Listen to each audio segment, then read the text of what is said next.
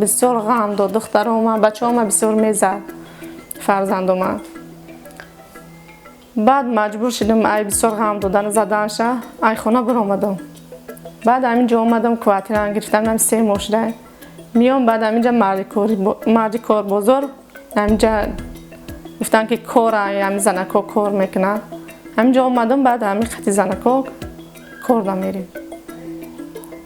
هر جای کار میریم. من سر ساعت 5 میخیزم تا 5 بیگه.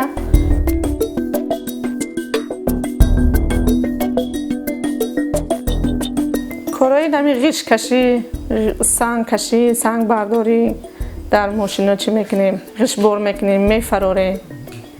هم خیلی کاری مردکی میکنیم.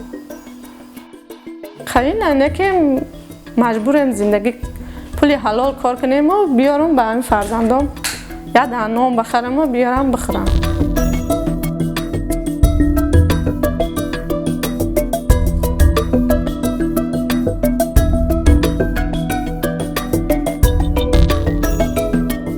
هم مهنتی حلال مونده رفتیم راست دیگه به ما علفای اگرات چادر آویدیم 6 سامانی گفتیم گفت گپا بروا 10 سامانی موندد. هم 10 سامانه به اوروی اوچم تا به اوروی بچم افتاد نگرفتم امرا مدستش اون در کار نیست.